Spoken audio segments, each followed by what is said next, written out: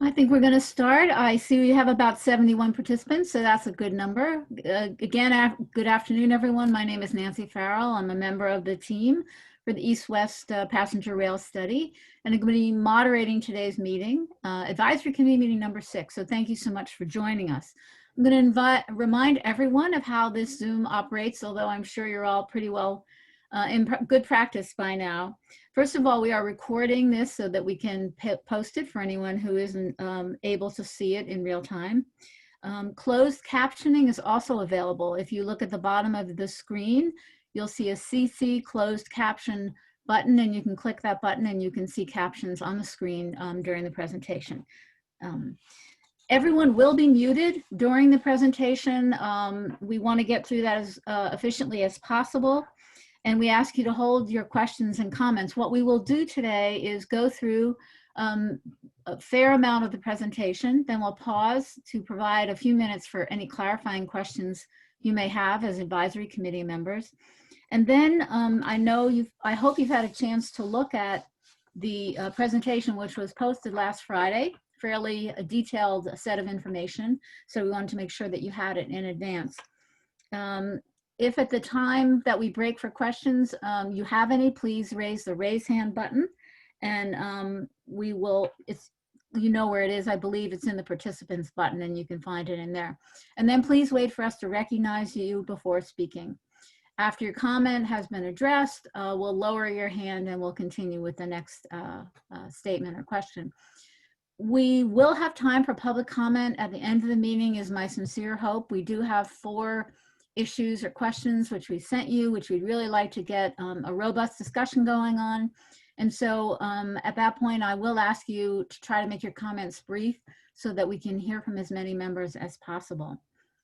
Again, at the end, I will go through how to participate in the question session and when we reach those slides. But welcome to members of the public as well, and thank you for joining us.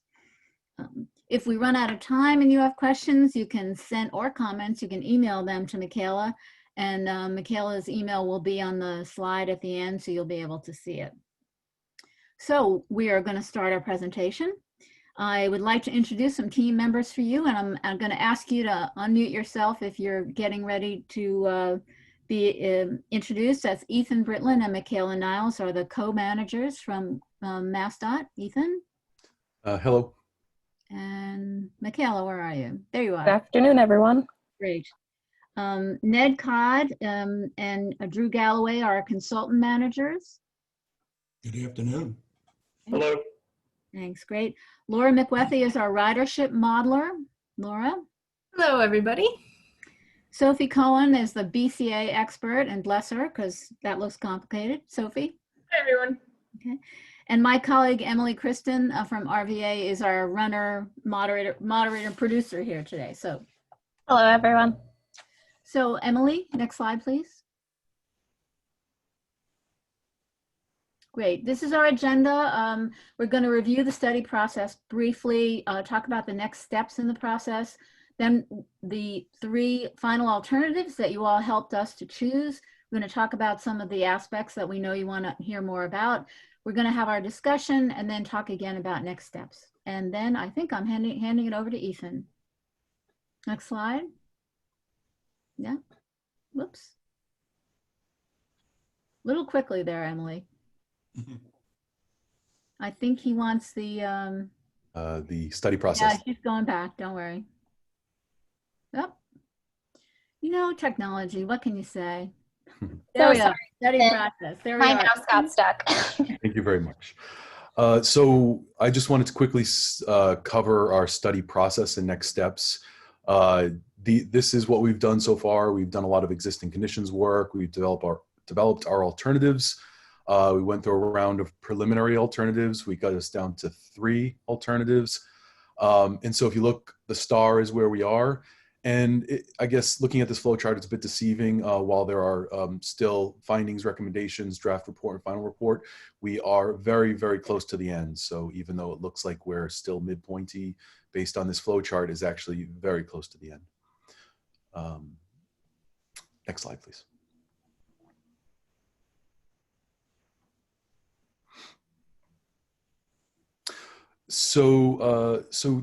We're leading with this slide. We're going to be presenting a lot of information, but we also wanted to lead with this slide here at the beginning, just to allow people to be thinking about what potentially could be next steps as we go through this presentation. Just there are 4 buckets: study alternatives. Essentially, what are things that you like or don't like, you want to prioritize as part of our final report. We understand that this is a conceptual planning study, and that at a very high level, we look at quite a few alternatives. We narrow it to 12, narrow it to 6, and then to 3. So we don't dig as deeply into detail because it is the conceptual stage. So we recognize that there could be potential items for further analysis as next steps as well, whether it be economics, disposition of CSX infrastructure, which we admittedly don't have a good handle on. And also in sort of looking forward, potential operational items. You know, if we were going to look at any potential service, one of the first things we'd have to look at are the safety issues with grade crossings, and we'll get into some more detail later in the presentation. Discussions with CSX, you know, it's their infrastructure that we're looking at, and so does it make sense to have a detailed conversation with them? And then something to think about is governance and funding. You know, MassDOT is not a railroad entity. Amtrak is a contractor, but at the end of the day, CSX owns the property. So in thinking about what a proposed operating entity might be, what kind of legislative requirements there may be, and also we need to be thinking about funding sources. Next slide, please. So that was the study process and next steps. I'm going to do a brief review of the final 3 alternatives just to refresh memories. We're going to cover our final evaluation work and then open it up to questions on the work. I just want to note too that we do have our consultant team here. So I am going to go through this presentation without transitioning to other persons, just for flow and ease of getting through it. But we will open it up at the end to any of the work or slides that we've just presented. So again, as noted earlier, with the introductions, we have our team members on the call. So to refresh, these were the final 3 alternatives selected for analysis. We have what we call 2 family types of alternatives. One where it shares the entire corridor with CSX, and then the other one where it's a combination of shared corridor as well as new separate track alignment. I want to note that it's all rail service, the entire corridor, Pittsfield to Boston. In addition to the other primary stops that we had listed, Chester and Palmer are also included in all of the alternatives. And as far as infrastructure improvements, again, all 3 shares the track. 4 and 4-5 hybrid have shared portions, but also new separate track. I think the thing to note here is, as you go from alternative 3 to 4 and to the 4-5 hybrid, there are improvements that are intended to reduce travel time. Reduce travel time and increase speeds. That's correct. Next slide, please.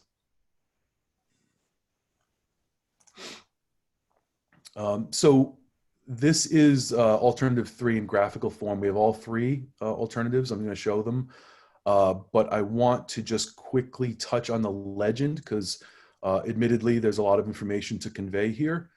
So I think the piece to focus on, or the elements to focus on within the graphic here, are the corridor, the double line black segments are all the existing double tracks. So for alternative 3 here, we propose double tracking the entire corridor. So the yellow represents where new double track would be built that is currently not existing. So that would be the primary elements or infrastructural elements to this alternative. And another thing to note as I go through the alternatives, a graphical, I would say, aid If you look at the bottom, we call it the speed snake. It's the anticipated scheduled speeds. So if you look at this speed snake, you can see that there's orange and red in the Pittsfield to Springfield segment. And then in the Worcester to Boston segment, there's yellows and blues. And then in the middle segment, you have a lot of blues and greens and yellows. So as we go on to the next graphic for alternative 4, you'll see that the two bookend segments, Pittsfield to Springfield and Worcester to Boston, have remained the same. This alternative has changed the speeds in the middle segment. You can see starting to get more purple and pink colors, and that's a representation of increased speeds. So for this alternative, as we noted, this is shared alignment, but also new separate tracks. So along the Pittsfield to Springfield segment, you have your existing double track represented in the double black line. The yellow is where we would build double track. And along the Springfield to Worcester segment, you can see the double track is existing, and then the single track, we do not double track. There's no yellow in that segment. It is red, and that represents a new separate track. So moving on to alternative 4, 4 or 5 hybrid. Again, Pittsfield to Springfield, you have some double tracking. Between Springfield to Worcester, you have your separate track shown in red. Now this alternative, the difference between 4 and 4 or 5 hybrid, you'll see the blue line segments between Springfield and Worcester, and those represent additional realignments made in the alternative to be able to increase speeds and reduce travel time even further or above alternative 4. And I think the last thing to note, as for this alternative, if you look at the speed snake at the bottom, the middle segment has a lot of purple, pink, and blue, and that is representative of the increased speeds for this alternative. So one thing that we hadn't necessarily shown or gone deeply into at our last meeting was the primary difference between 4 and the 4 or 5 hybrid are these realignments here listed in the table format. As you can see, there's varying lengths, there's varying travel times, varying costs. And in order to normalize, if you look at the last column, there's a rate of what it would cost per million to reduce travel time by 1 minute. So as you can see, the rates are different because some certain realignments cost more and some are shorter, and some don't necessarily reduce travel time as much as others. So I think as we go through the presentation and as we think about next steps, that rate of million per mile, you have to look at the alternatives and do we make decisions about including certain ones and not including others based on the rate. For example, $269 million to reduce the travel time by 1 minute. Is that something that we want to look at moving forward, or something like shortcut number 6, which is only 12 million per minute of travel time savings? So again, these are things to be thinking about as we move forward through the presentation and think about next steps in our conversations. Next slide, please. So the prior slide were the realignments in table format. These are shown in a graphical format and geographically as well. So a takeaway from this slide is to show that the purpose of the realignments is to straighten out the curvatures. If you look, some of the alignments really do straighten out the curvatures. Others are fairly minimal. So again, this is shown graphically in a geographical format, but things to think about as we go through the presentation. So we're going to transition to our alternatives evaluation. We're going to lead with our key findings or takeaways. And one thing that we hadn't presented in its entirety at our last meeting, Advisory Committee 5, were the ridership forecasts. And so we now have a range of about 922 to upwards of over 1,500 daily boardings, translates to 278,000 or 469,000 annual. We finalized our conceptual cost estimates, so they range from 2.4 to 4.6 billion. We're going to get into more detail on both ridership and costing later in the presentation. These are just the lead takeaways. And another thing that we want to note, and that is definitely something we should be thinking about for the future, is that the interaction between the passenger and freight trains is higher in the Pittsfield to Springfield segment. It's the shared corridor, it's the double track. There are higher freight volumes west of Springfield and lower speeds because of steep grades. So as anything moves forward into project development, there would have to be more coordination between unscheduled freight service and passenger service. And the last bullet on this slide is, sorry, didn't mean to jump the gun. The differences in improvements, cost and travel time are all attributable to the Springfield to Worcester segment. So essentially for all three alternatives, the Pittsfield to Springfield and Worcester to Boston segments are essentially the same in terms of the improvements in costing. So any of the cost differences between the three alternatives are really focused in on the Springfield to Worcester segment. Next slide, please. So these are evaluation criteria. We're going to cover these in the next number of slides. We'll look at our service performance metrics. You can see travel time, stops, ridership. We will cover the costing methodology in more detail, as well as our final estimates. And then we will look at environmental community impacts, as well as our benefit cost analysis information. Next slide, please. So just to refresh memories on these three alternatives, so alternative 3 has up to 7 weekday round trips, and alternatives 4 and 4 or 5 hybrid have up to 9. The service frequencies are approximate, and they are subject to change. There's layovers and operational needs. So these are estimated numbers, and they are subject to shifting and modifications. So again, as we noted, the bookend segments, as we like to call them, Worcester to Boston and Pittsfield to Springfield. If you look, the travel times for those 2 segments are the same across all 3 alternatives.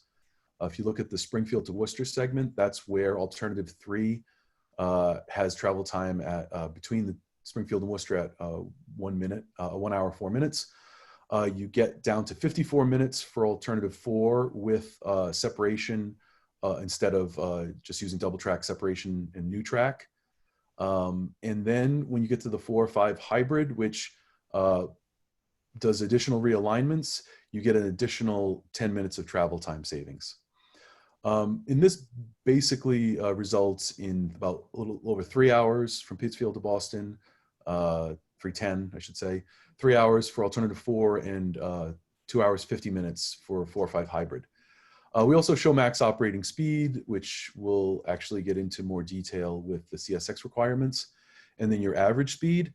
I just want to note that we include max operating, average speeds, things like that, because that's information that's necessary for a lot of the study. But for passenger experience, travel time is really what's more reflective for what the passenger would be interested in seeing. So we just wanted to note that as we move forward. Next slide, please. Sorry. Okay, so here is our final ridership modeling represented in daily boardings, both directions. If you recall, at our last advisory committee meeting, number 5, we established using 2 proxies as a range for each alternative.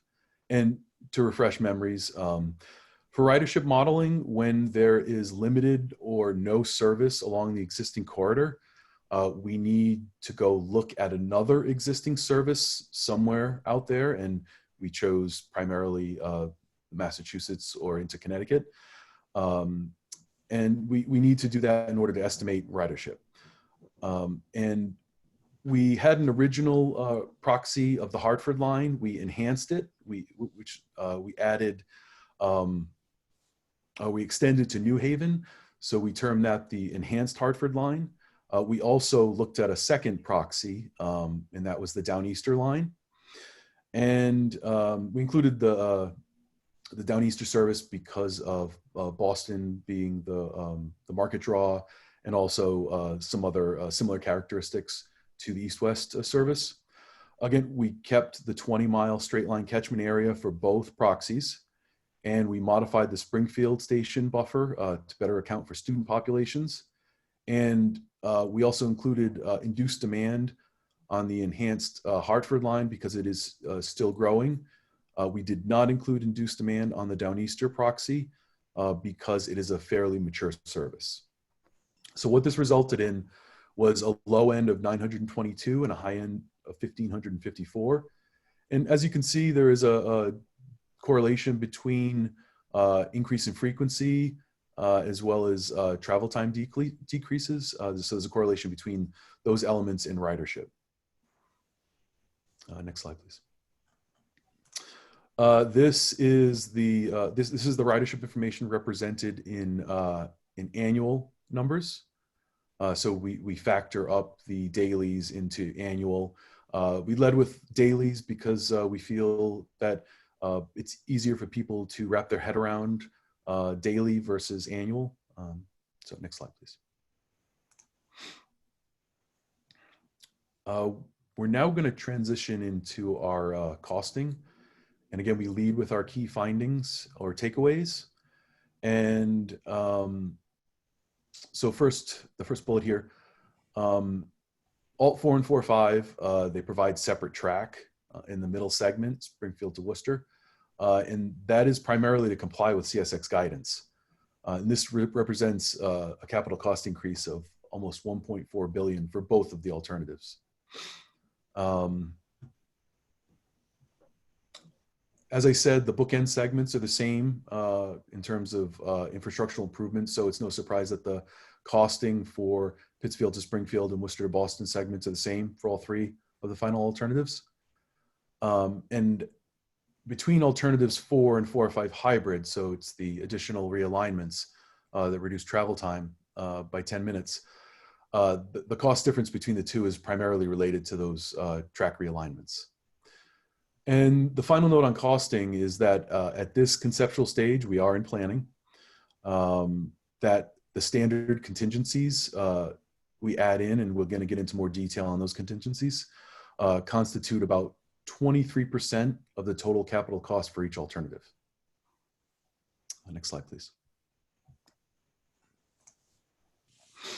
Okay, so this is something we've shown before, but we just want to reiterate that in order to do our costing, we followed FRA guidelines for estimating rail projects. We developed very detailed quantity listings for our alternatives. We didn't just look and say, okay, we need to do this many miles of track. We separated out by many different types of quantities to be as detailed as possible at a conceptual stage. The unit costing, we used Massachusetts and New England costs because we didn't want to look at nationwide examples. We wanted to at least be consistent with the region and with the state.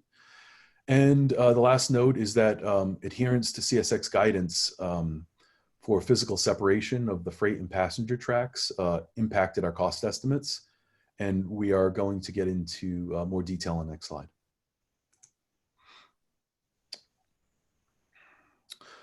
So there are a lot of complexities when it comes to operating rail service on freight-owned corridors. Amtrak, as the national passenger railroad, they have the right to provide passenger service on freight rail lines. However, they have to abide by the terms set by the host railroad, and in this case, CSX. So CSX is essentially the landlord, and they have told us that their current requirements for letting passenger rail operations on their right-of-way at 90 miles per hour or lower, they say that they will allow shared operation. So for the Pittsfield to Springfield and Worcester to Boston segments, in all three of the final alternatives, it's assumed that freight and passenger service will operate on shared tracks. Above 90 miles an hour, CSX requires operation on a separate track that is 30 feet from the center line of the freight tracks. So for the Springfield to Worcester segment, alternative 3, we assume shared tracks because the speed is lower than 90. But alternatives 4 and 4 or 5, we are assuming separate track because the speeds are assumed to be above 90 miles an hour. And again, we've highlighted this a bit in our takeaways in terms of how it has impacted our costing. Next slide, please. So this is a bit of a flow chart, a bit of a narrative slide, but we wanted to walk through how we came to our capital cost estimates. So what's included? We start with our construction base. We look at all of the infrastructure necessary. We have adhered to CSX guidance. Again, that's double track for shared operation, and it's separate track for above 90 miles an hour. And then we layered on to the construction cost, a construction contingency of 35%. And again, we're at a conceptual stage. There are a lot of things that we don't know. So this mitigates the unknowns. And FRA requires, or their guidance is that 35% should be used. And so we've assumed a 35% contingency. The project would have to, it would need so-called professional services, meaning it would need further planning, it would need further permitting, it would need further engineering, design, project management. So those are things that often aren't worked into a cost and come up later. So we want it to be inclusive and included professional services. Next slide, please. Right of way. So again, we tried to stay substantially within the right of way, but alternative 4, you start getting separate track. And alternative 4 or 5, you have realignments that are outside right of way. So there are right of way implications and costs. Vehicles, we also have to assume vehicles, we don't know what the operating model would be, but we are including in our costs what vehicles may be needed. And then on top of all those costs together, we just layer on an unallocated 5% contingency.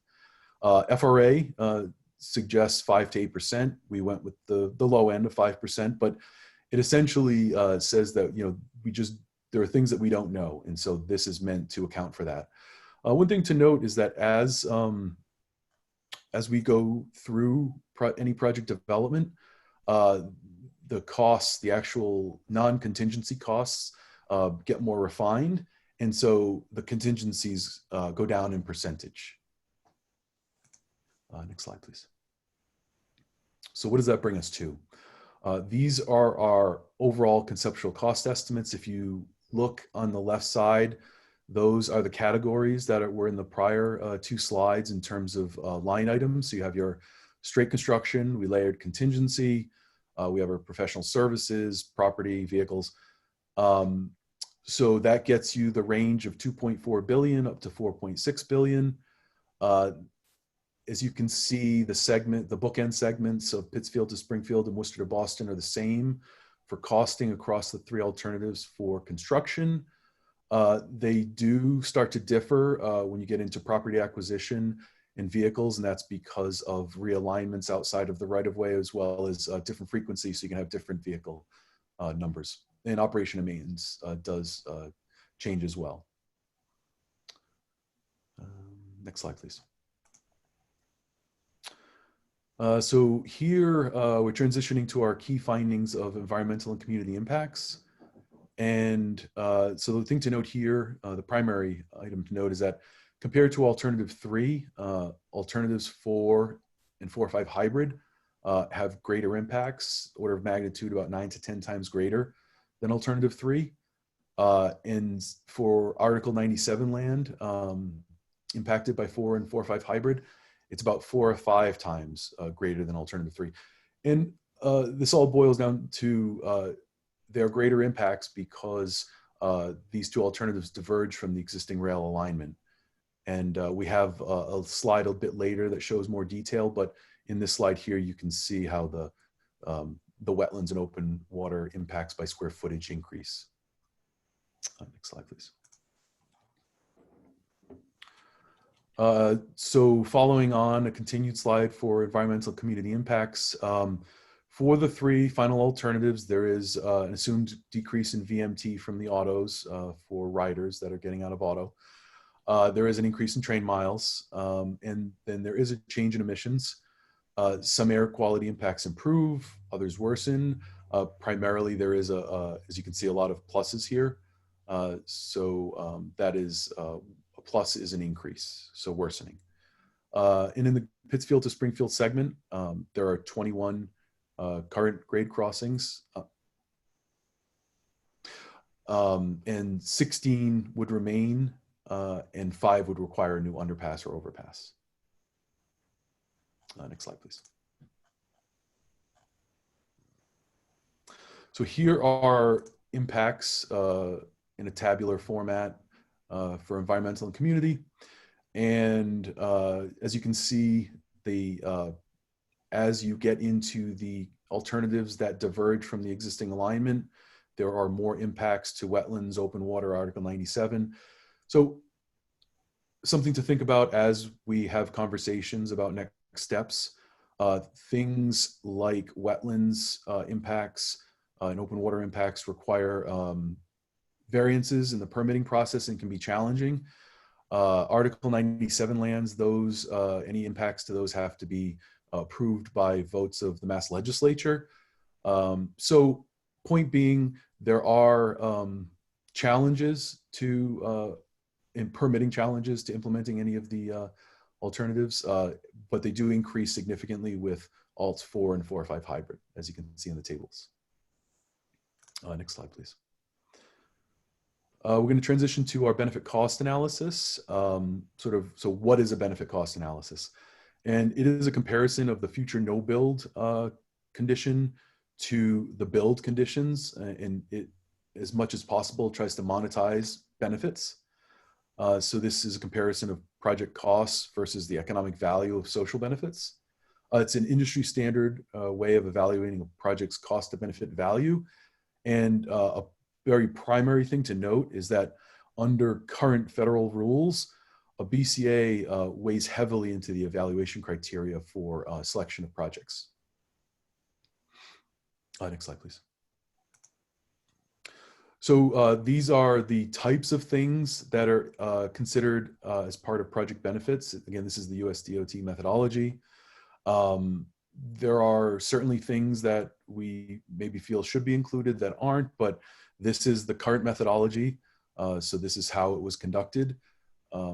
There are, taking into account travel time savings, emissions changes, safety, pavement damage and residual value. I think something to note here that I think people should understand is that things like benefits to freight service, like indirect economic benefits in the state and region, jobs, also transfers, which so fares and tolls, which in this case tolls aren't necessarily part of the rail project, but people are taking tolls on the turnpike.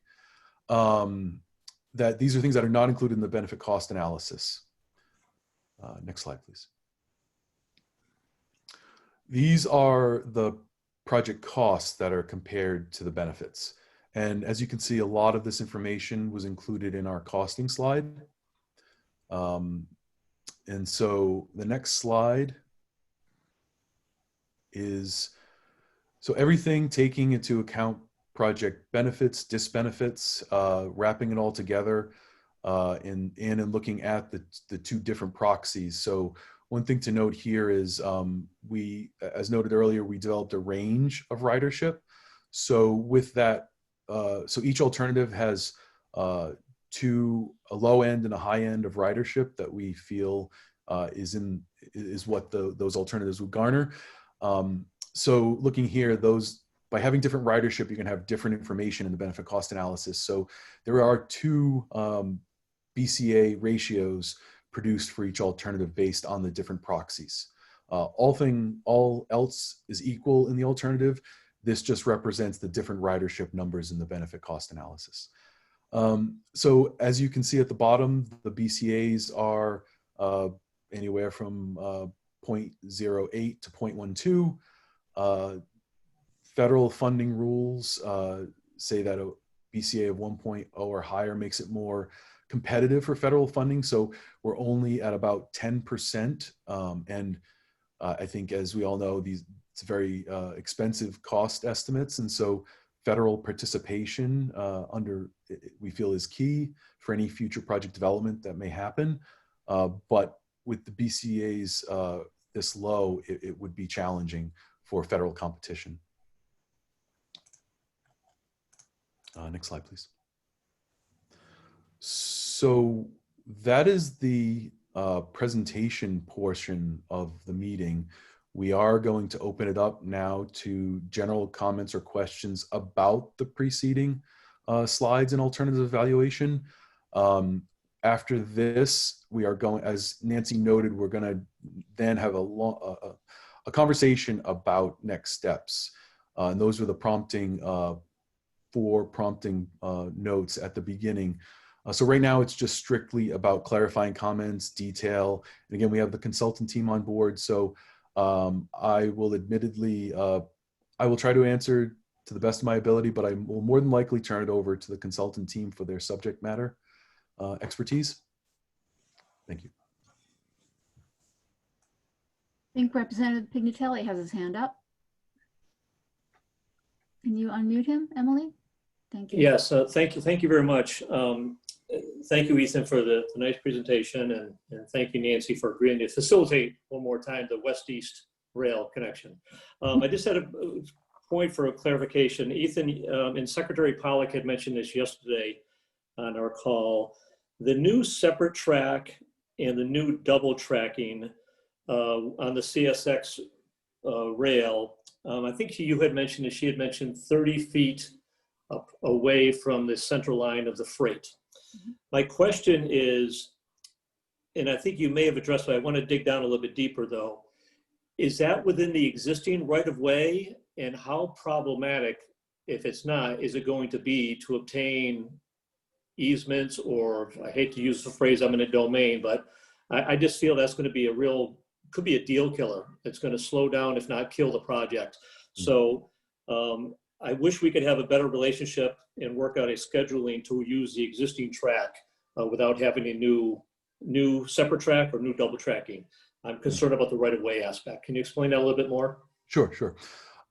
So for the new separate track, CSX requires that the passenger the center line of the passenger track be 30 feet from the center line of the freight tracks. I will, if necessary, we can call on some of the consultant team here.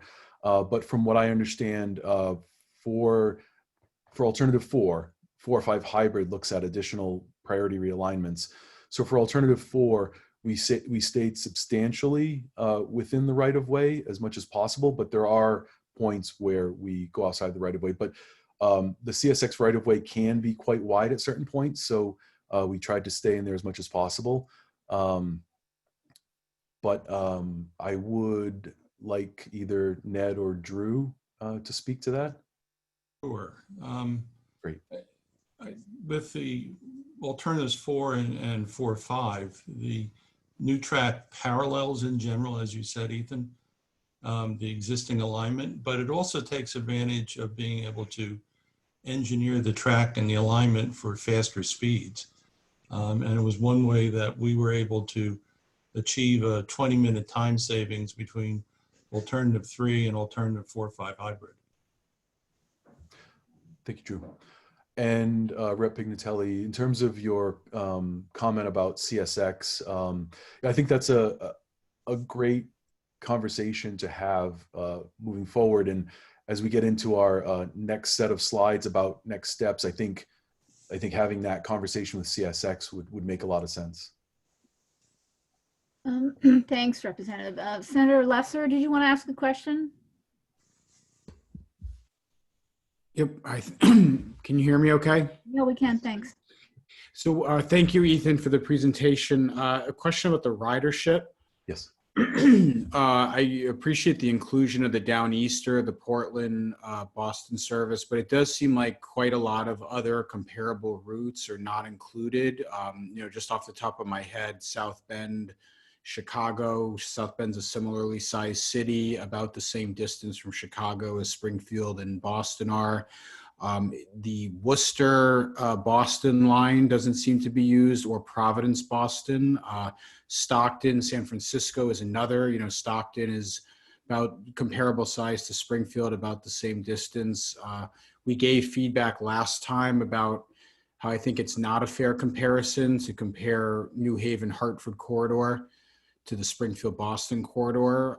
So can you just give a little bit more detail about how that methodology was weighted, and and why just those two main comparison routes were used, and how the weighting was used between the Downeaster and New Haven, Hartford, Springfield? Okay, so we have Laura on the line, and she is our ridership modeler. But I think I want to sort of say a few points on that. First is that I think we feel that we have a range here, so we understand it's not easy to predict ridership. So we feel that the Hartford line, enhancing it, it's a similar geography in that it's you're out in Western Mass. We also enhanced it to try to include larger markets such as New Haven. We looked at station catchments. We looked at the station catchments as well as the induced demand. Sorry. And then we also included Downeaster because of the Boston market draw, and also you have some rural areas heading up to Portland. So, I think we feel like for Massachusetts, these are good representations for proxies. But with that said, as part of our open conversation in the next few slides, I think, further analysis, something like ridership, if that's something that you feel is something that should be looked at more closely, we're on a listening session right now. We want to hear what the advisory committee has to say. So we hear you that Senator Lesser, that you feel like that the ridership range maybe isn't representative. But I think from the MassDOT side, we feel we've beefed it up enough, given the tools and data information we have at our disposal right now. But that's not to say not something in the future couldn't look at it in a different way. Laura, did you want to speak to some of the detail as to between the Downeaster and enhanced Hartford line? Sure. And I can kind of go back to, some of those other examples you pointed out across the country as well. So basically the proxy service that we're testing here, what it's capturing is a lot of the unmodeled attributes. So for example, we don't include explicitly trip purpose, like commuting versus business travel versus personal travel, or kind of what are the other markets that are available. So, New York is a huge draw for some people transferring off of the Hartford line, for example, but New York's a completely different animal compared to what we're looking at here. So the things that we can control for in how we modify that proxy service is primarily the demographics. So the size of, the individual towns that we're capturing, as well as the service. How does that service compare to the service that we're offering and testing in this model? So with that said, we are able to take the Hartford line, which may be a little lower in some of these markets, their base markets, and we can factor them up to account for the fact that, Boston is a really big draw. And we're not capturing that by including the Hartford line. So that's one of the things that we were able to do in this testing. And same thing with the Downeaster, we're like Boston is very clearly a direct comparable there. We have that market in the Downeaster, we have it in the West-East line as well. But there are, the underlying preferences for how people travel. It gets really hard to translate that when we're talking about something on the West Coast. Commuting patterns are very different on that Stockton line. And so therefore it's not directly applicable in terms of the unmodeled attributes. That's kind of a long-winded answer, but I think it gets to what you're trying to say there. Thanks, Laura. I think Rep. Smitty, did you have a follow-up? Your hand's still up. Can you unmute him, Emily? Yeah, it did. Thank you so much. I just go back to Ethan. You mentioned CSX is the landlord. We had a similar conversation on the Housatonic Rail in the Berkshires, and the state bought the rail. So I hope that this advisory panel will have a serious conversation about us becoming the landlord, and then we can control this whole thing from the get-go, because otherwise we're going to be subject to be the tenant. I'd say we make CSX the tenant, and see if they can abide by our rules and not vice versa. Thank you. Thank you, Okay. Rep. Nutelli. I think that's certainly, I know we're still kind of trying to focus on the presentation, but that's certainly something for the next few slides about conversation about how next steps should occur. So Ethan, I think we're going to go to that next part of the meeting because we only have about 45 minutes left, and we Yeah. do really want to get to these questions. Yeah. So Emily, if you could move us on. And you're up, Nancy. I'll mute.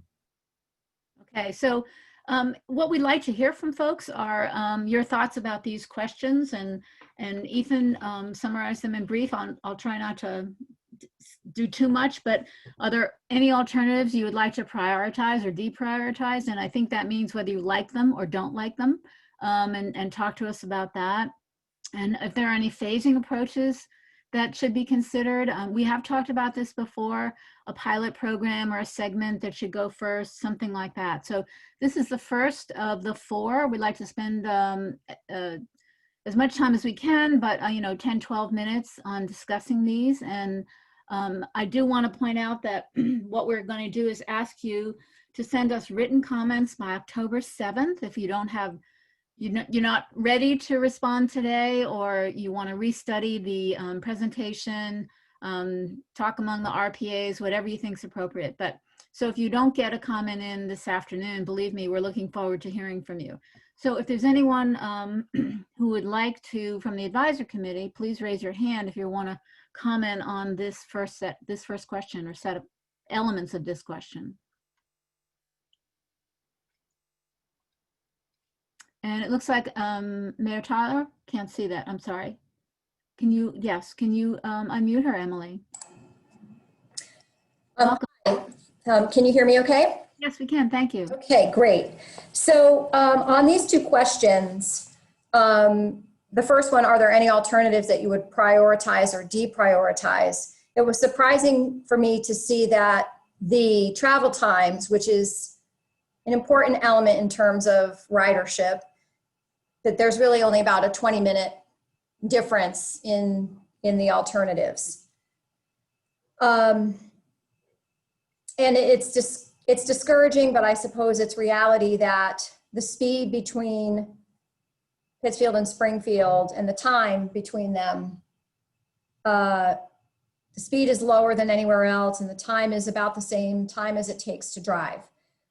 But having said that, if in the phasing approaches, I would strongly encourage the first phase to be the Pittsfield to Springfield phase, because we currently don't have any rail, passenger rail service between Pittsfield and Springfield.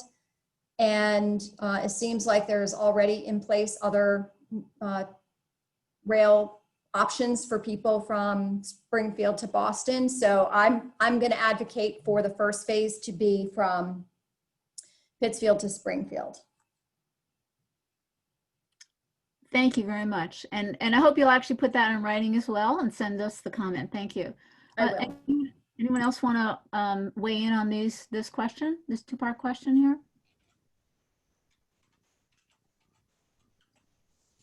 I know we have some questions in the Q&A. I am going to hold those toward the end of the meeting. And if there are no other comments on this, I think we'll go to the next slide, Emily.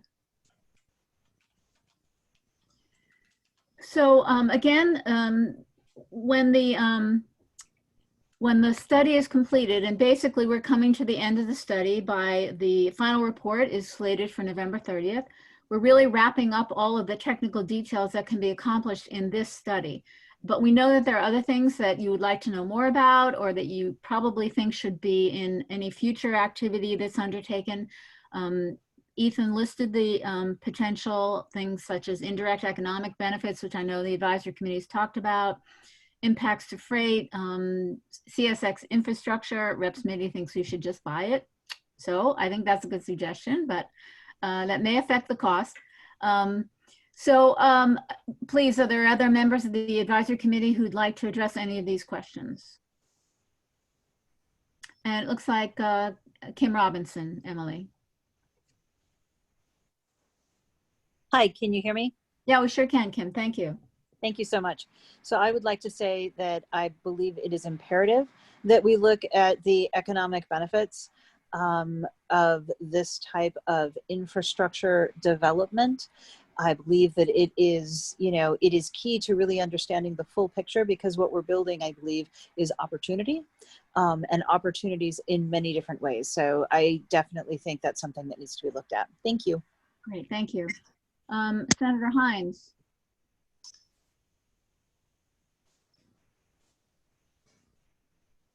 And we don't hear him, Emily. We will try and unmute you. There we go. How about that? Okay, thank you. Okay, sorry. Thank you very much. There were several items that I feel like it would be interesting to hear the views of DOT on. That I guess it's the previous slide, we basically saw that, or I guess we've heard in previous kind of studies that a pilot is important. And we've kind of talked previously about the concept that if you're building a separate track, that there's the potential for the ability to start service on the existing track. And I'm curious if there's views on the feasibility of that and implications cost-wise and otherwise. And then the other is in this conversation around purchasing track, in the current transportation bond bill, there is $225 million put aside or authorized from the Senate version. It's currently in conference committee, that a lot of the legislators on this call were instrumental in getting in. And so that's worth noting, I guess. And the timing of this was largely the strategy was to set up any next steps. Mm-hmm. And then I guess the final one, and I'm not sure if this was discussed yet today, but once you start going down this path of understanding what are the implications for the state for a rail like this, I'm also curious what DOT and consultants would say about creating a new authority or expanding an existing authority and the like. And so those are some obvious kind of next questions in my mind. So I know that governance is the last question, so we can definitely come back to that. And I don't know if anyone can comment on the pilot notion. Ethan, Drew, if that would be helpful to hear a little bit about. Yeah, so, I think a pilot service is something, we want to hear from the advisory committee on more so than us telling you. But, I think it would all revolve around conversations with CSX. Obviously we own the line to Worcester, but they have freight service on there now. They're very resistant to passenger service on there. Lakeshore Limited is on there through Amtrak, but so something like a pilot service would have to be, the first step would have to be conversations with CSX. Ethan, if I may note, yes, the pilot service on the Connecticut River line between Springfield and Greenfield, the Knowledge Corridor, is operating successfully because there was existing capacity on the rail line to accept it. And it is quite different, as you said, between Springfield and Pittsfield and Worcester, because that line is heavily used. And in particular, the single track sections that each of the alternatives would have addressed won't be available for the pilot service. So Drew, let me throw a question in there. Does CSX ever sell its lines? Yes. It does, okay. Simple answer, but yes. Okay, and they're probably not cheap. That's true too. Okay, all right. Let's see, I thought I saw, let's see. Mayor Tyra, you want to jump in on this one? Yes, I do. Thank you very much for giving me this time on this point too. So I have really 3 points on potential items for further analysis. The indirect economic benefits is something that's interesting to me because it might be hard to measure because we currently don't have rail from Pittsfield to Springfield. And I just want to reemphasize, I think that should be the first phase. I think an intriguing element of economic benefit to me is the idea of housing and employment. So live here, work there, or vice versa, is an element that I think would be interesting to understand a bit more. One of the challenges that we have in Pittsfield when it comes to employment is we struggle a little bit with the trailing spouse. Somebody comes to Pittsfield to work at General Dynamics and they have a spouse who has a particular professional expertise that there isn't a job here for that person, but is there a job in Springfield, and what are those potential economic benefits? So the housing employment benefit is interesting and I think valuable for our end of the state. Regarding ridership, this may be somewhat of a naive question, but is it worth it for us to look at the number of car trips? If there's some way to track that through Easy Pass data or some other source between Pittsfield and communities to the east, so Springfield to Worcester to Boston, and what would a one-day round, how many one-day round trips happen on the turnpike, and whether or not that can be translated into ridership data. That's a question I have. And then I really am intrigued by Representative Pignatelli's point about let's buy it and own it and be in charge of it. Because one of the things that we've been talking about here in Pittsfield is the double track alignment and those conflicts between freight and passenger service, and whether or not those conflicts are going to cause delays and whether there'll be a slowing of speeds. So that's, as the representative said, if we own the tracks, then we have a little bit more control over the priority of passenger service versus freight. And, you know, so that's something in terms of further analysis in my mind. So those three, I think, Laura or Ethan, I think we know how many cars travel on the Mass Pike, but is any of the rest of that built into the system, or would that be in the next steps? Yeah, so I think, yeah, we could certainly pull data from the Turnpike, but I think the thing to note here is that we're done with analysis on this study, but your comment, Mayor, would be something good for looking at next steps, like further analysis, you know, pulling toll data. I mean, we didn't pull toll data, and I think at a high level, it could tell you something, but obviously there's a lot of the actual trip destinations, the trip destinations are scattered, you know, that you may be able to know how many people are getting, let's say, inside 128, but it's hard to gauge where they're going. So it may not be a direct connection to ridership, but it's something where, you know, you can look at the data and infer things and use it for any kind of further analysis. Drew, did you want to touch on the other items? In terms, Ethan, of... Well, I thought the economic benefits was one that we can add to the list of things, right? And then yeah, correct, definitely. the other was a conflict on not owning CSX and the issue of operating and your landlord controlling the timing and the crowding, right? The only thing I'll note, because I think, Ethan, you covered it, is Pittsfield to Springfield is really in the mountains. You all know that. And it has very steep grades for railroads.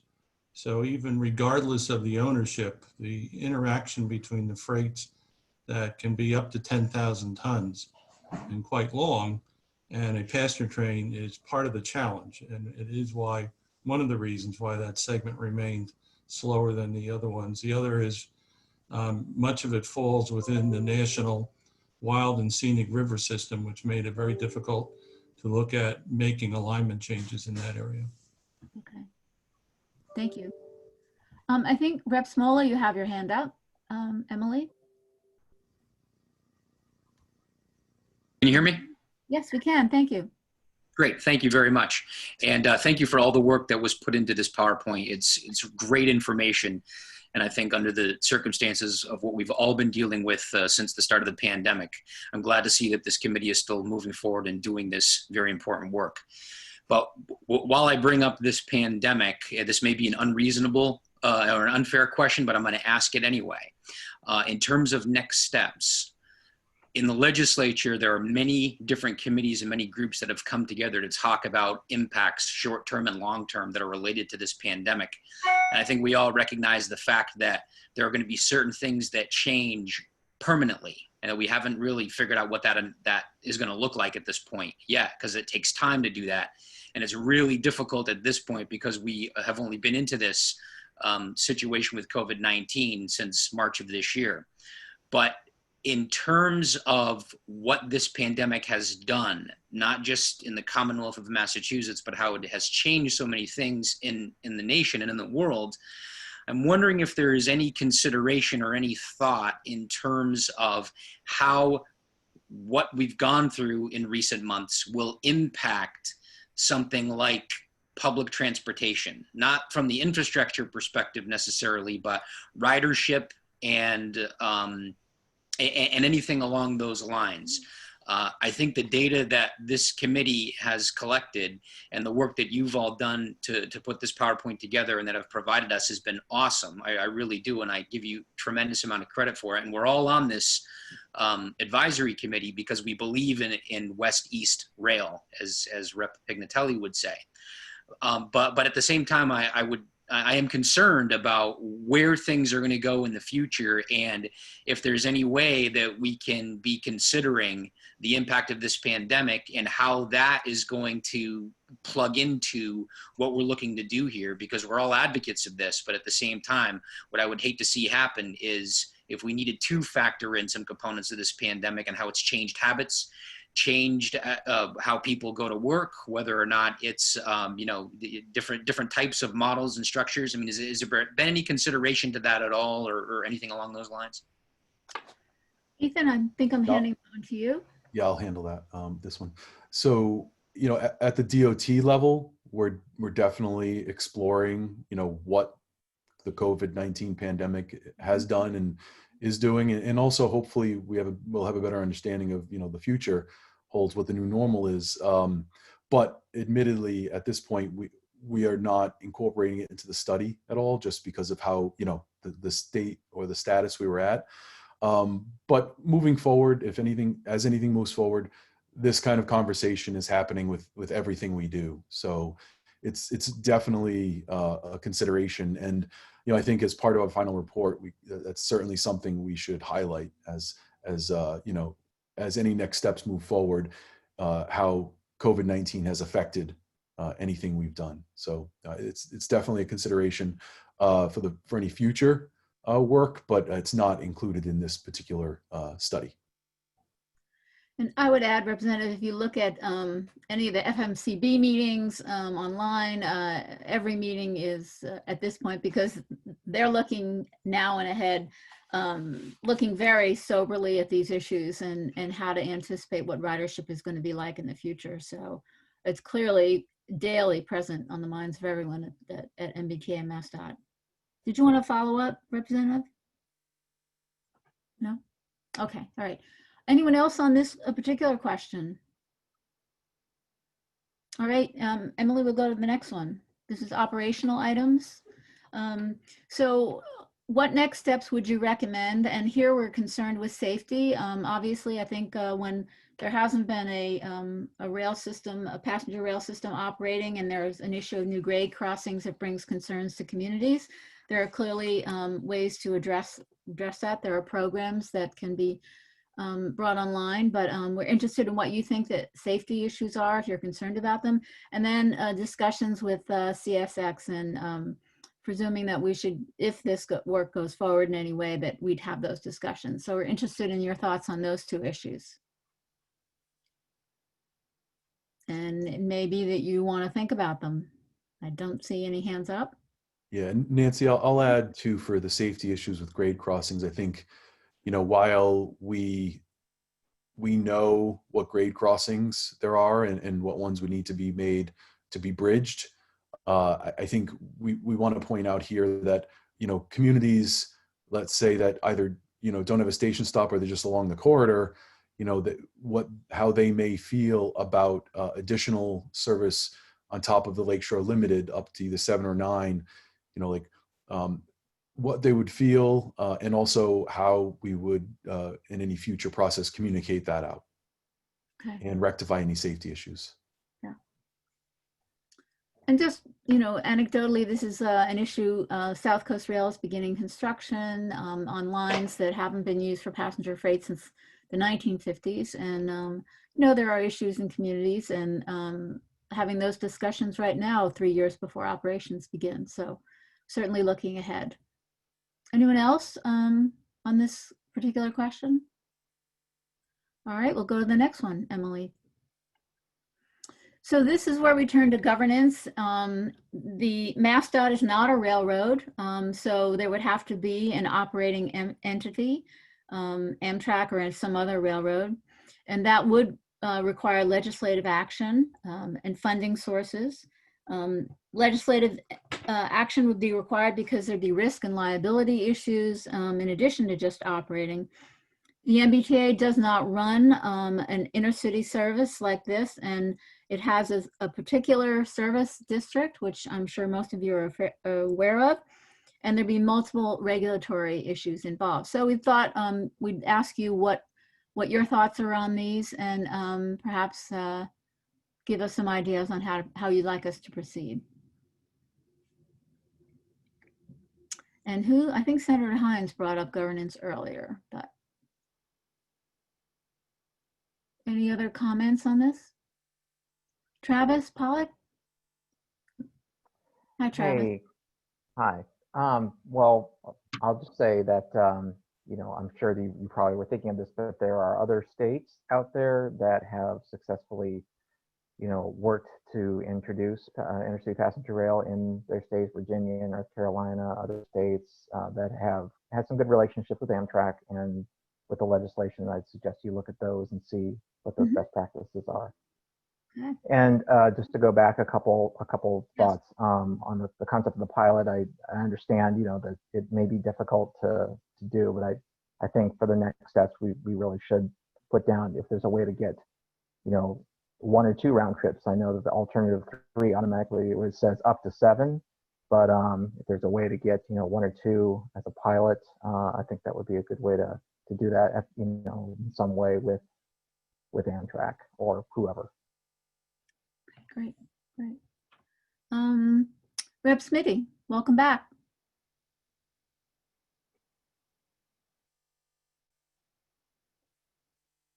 Emily, is he? Can you hear me now? Yes, we can. Thank you. Okay, yeah, thank you very much.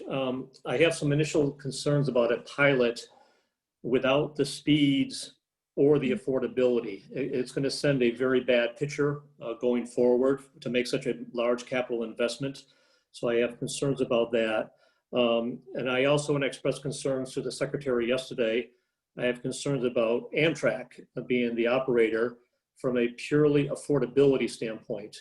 For those of us in the Berkshires that have traveled to New York City, I can drive about an hour to get to Passaic and hop on the Metro North for about $20, or I can drive an hour to get to Hudson, New York and get on Amtrak for $120.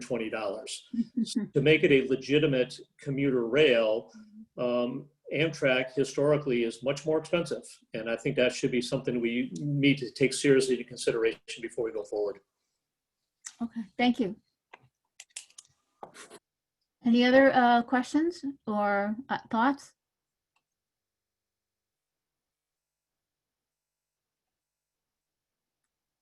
Tom Matusko, sorry.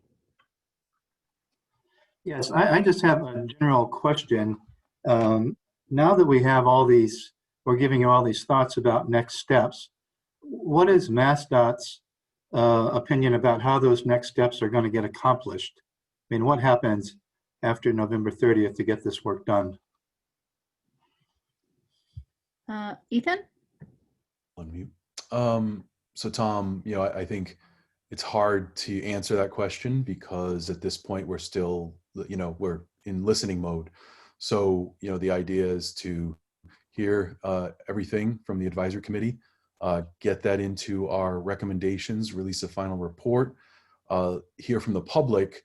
And so after all that, that's when we can have further conversations about, how to move forward with those next steps. So without knowing what the next steps are, it's hard to have the conversation about moving them forward. But I think the overall right now, yes, we presented a lot today, but we're really here in listening mode. And over the next week, up to October 7th, we just want to hear from the advisory committee what they feel. And so we'll compile all that and come out with our recommendations in the report. It actually is going to be final findings in the AC recommendations. So we're looking to hear what everybody has to say. Thanks, Ethan. If there aren't any more comments or questions, I think we'll move ahead to the next couple of slides and then go to the public comments. So, all right, we already did this. Actually, was there anyone on the phone? I didn't see anyone. No, I think we're okay. All right, we'll skip this one. Everyone knows what to do, Emily. What can we say? Ethan, I think you were just going to settle us where we are, and you basically just did that by talking about the recommendations, the draft report, and the final report. Do you want to add anything else? No, I guess I did. Next slide actually probably would be the better slide to show as well. Okay, great. So as mentioned, we obviously heard a lot today, but we are accepting written recommendations through October 7th. Can be sent to Michaela here at this email address. So we plan to release a draft report on October 16th for public comment, 30 days.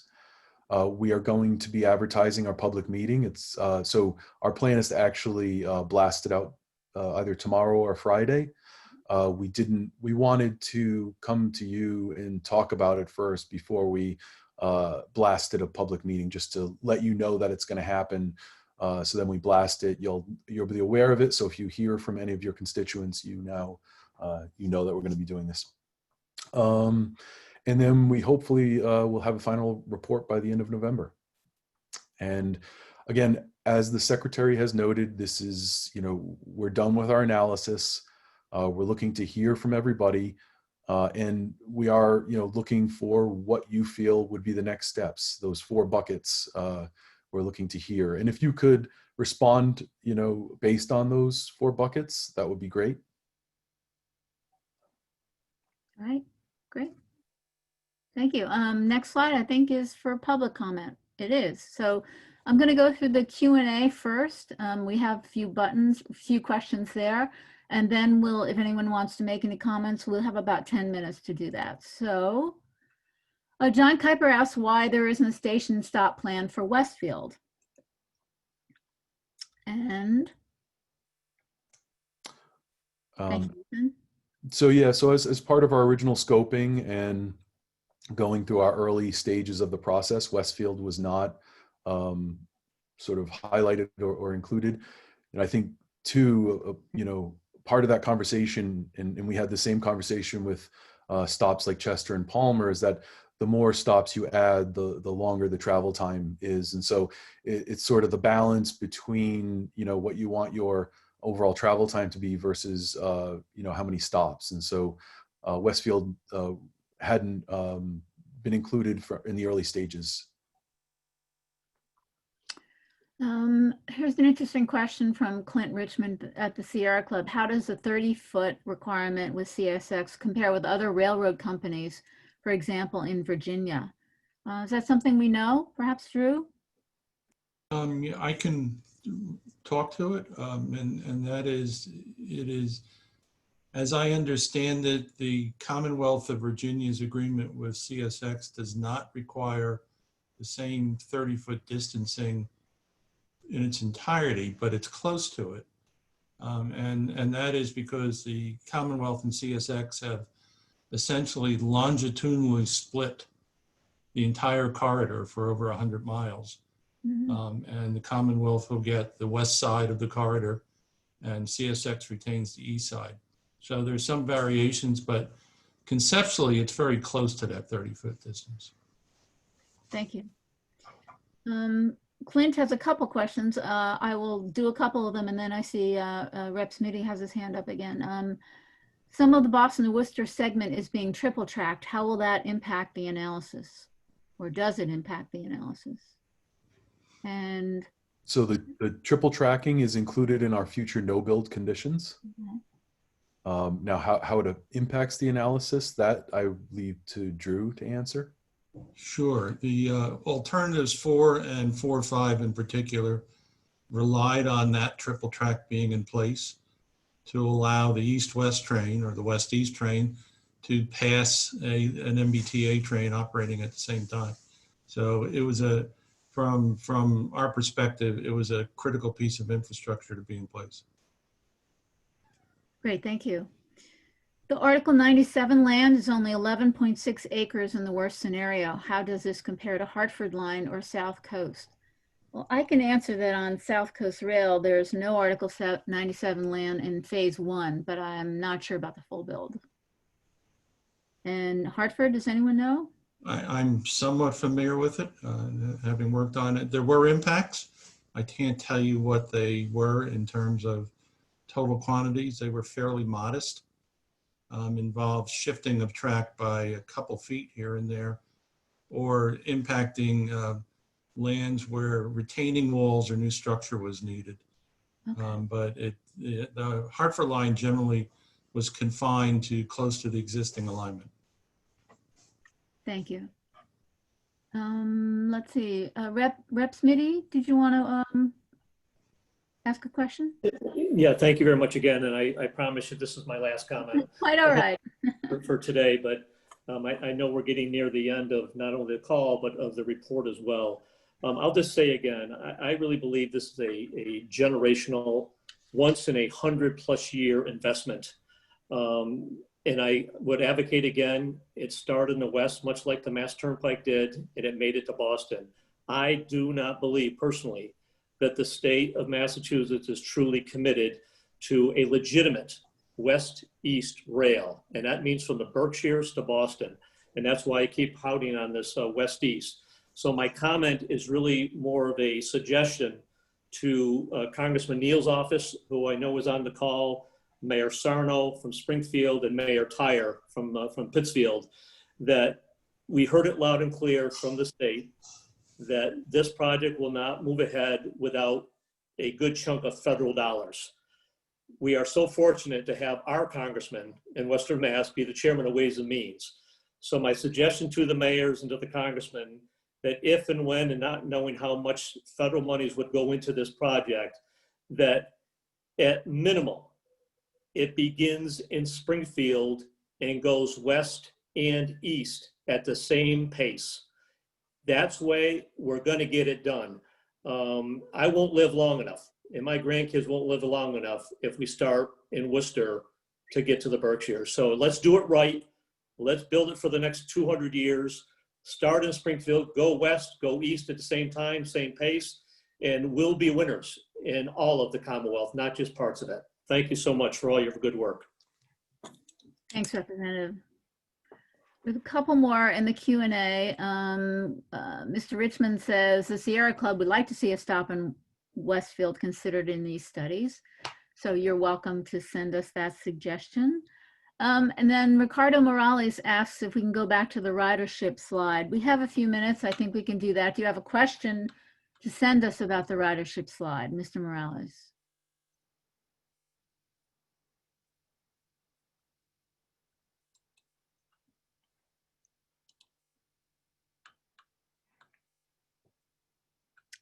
And is he still here? Mr. Morales, are you still here?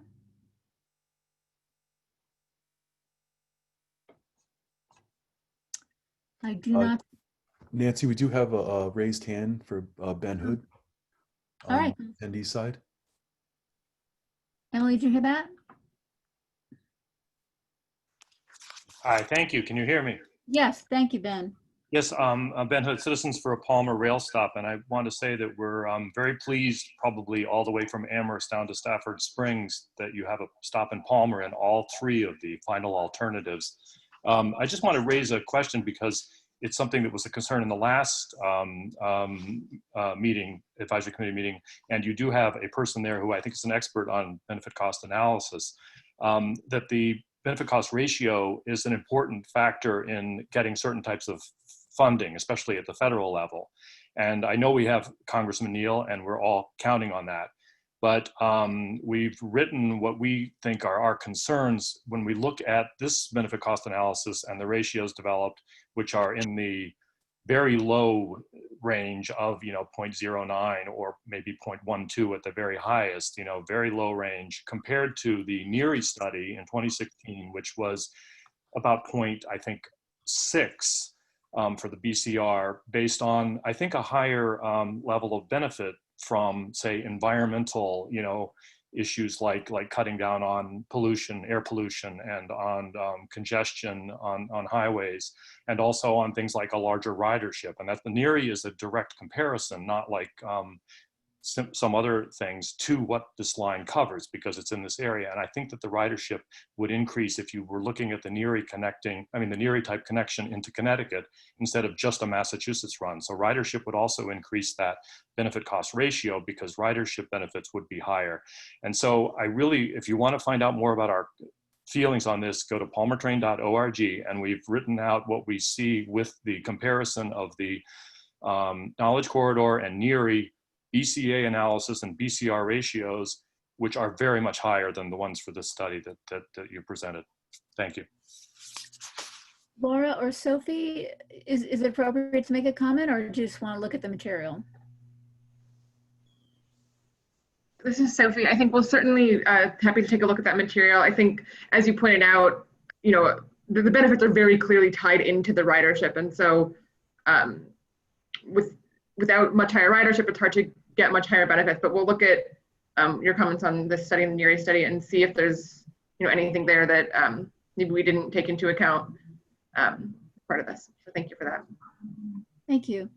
And Nancy, I just wanted to add that NERI is very useful to learn from for this study, and there is overlap clearly in the Boston to Springfield segment, but NERI was had a much larger geographic focus. It was really focused on sort of long distance high speed rail travel from Boston to Montreal, Boston to New York, and New York to Montreal. And so the benefits, it captured much higher ridership because it had a much greater extent. It had sort of greater travel time and auto trip reduction benefits because those were much longer distance trips. So, and it was, a lot of that was also traveling on corridors that were already more passenger oriented than what we're looking at here, where the majority of the costs and the benefits are happening on a much older, lower speed, freight owned and freight oriented railroad alignment. So it really, even though there is that overlap and that similarity, there is, kind of a, bigger picture. It's a very, very different project and benefit cost analysis. Thanks, Ned. That's helpful to hear. I don't think Mr. Morales is still with us, unless I'm missing, I don't see him. So Emily, could you take us to the end again, please? It'll be a quick trip. Because it's now 2:25, and unless there are any other comments or questions, I'm going to remind everyone of the next steps. Go ahead. I want that slide on the deadline. Here we go. Yes. So remind you that we're looking for your written comments by October 7th, sent to Michaela at the address here. And again, this is posted, so you shouldn't have any problem finding it. Feel free to send us a note if you need any more information. The draft report, including the findings and your recommendations, will be published on October 16th and released for a 30-day comment period, and we'll share that information widely. We are going to announce the public meeting, as Ethan commented, in the next couple of days for October 22nd, where we'll present this analysis and solicit feedback on both the analysis and the draft report, which folks will have had a chance to look at. And all of that will be wrapped into the final report, which will appear on November 30th.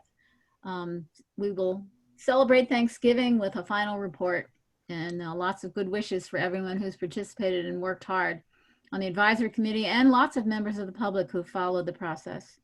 I see, okay. If there's nothing else, Ethan, do you have any closing words for the moment? Not at all. You summed it up well. Thank you, Nancy. And I want to thank the advisory committee as well and the team. All right. All right, thank you. I'm giving you 3 minutes back. The sun's out here. I hope you enjoy the rest of your day. And thanks so much for all of your efforts in participating. And we look forward to seeing your comments in the coming week. Thanks very much.